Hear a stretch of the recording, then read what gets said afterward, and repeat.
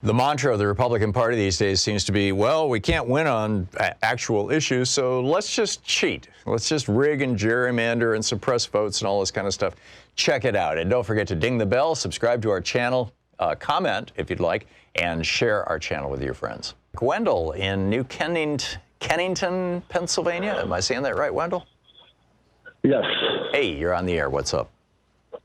Yeah, about that North Carolina situation where they got a Democratic governor, and then the Republicans couldn't pass another tax cut they wanted to pass because they got more Democrats in there than they It wasn't just a tax cut. It also would have prevented, I think it's about a little over 400,000 North Carolinians from getting Medicaid expansion.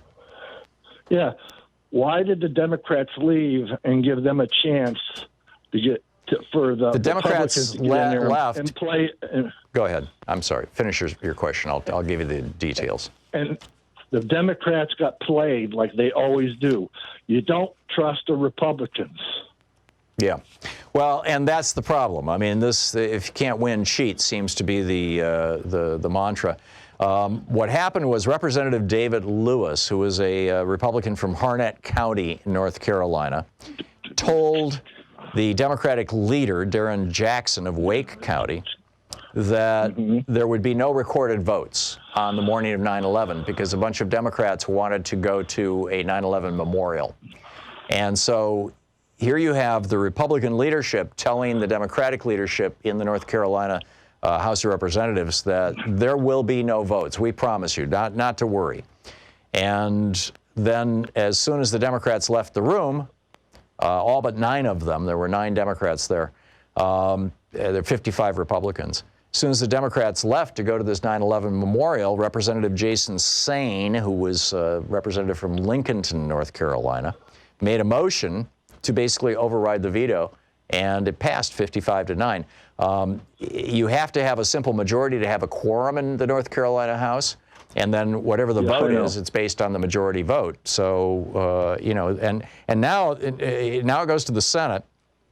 And in the Senate, it requires a 75% majority in order to override a veto. But the Republicans control the majority of the seats in the Senate. Let me get the details on this. Yeah, Republicans have a 29-21 majority in the Senate. They would need 30. They would need one more vote. One Democrat in order to override this veto. They actually got one Democrat to vote with them last year on an abortion bill, and or actually to override Cooper's veto of abortion legislation. And so the question is, in the North Carolina Senate now, the Republicans can do it one of 2 ways. They can either have a vote and try to pry away a Democrat, or they can wait for another, kind of 9/11 kind of event. That is, another thing where a Democrat doesn't show up, or just wait for one Democrat to be sick and then have the vote. Then why do they trust them? They know that this is the way they play their hand. They should have all just stayed there and waited because they knew this was coming. And you know what the problem is that the Democrats, they always come to a gunfight with a knife.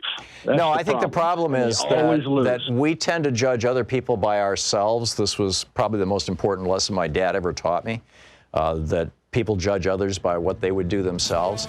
And the Democrats are basically trustworthy, and so they were willing to take a Republican's word on its face. And the Republicans are not trustworthy. They're lying scum, apparently, in North Carolina, and increasingly all across the country. So, you're right, the Democrats should have seen it coming on the one hand. On the other hand, what? Yeah, I guess that's the bottom line. Wendell, thanks for the call.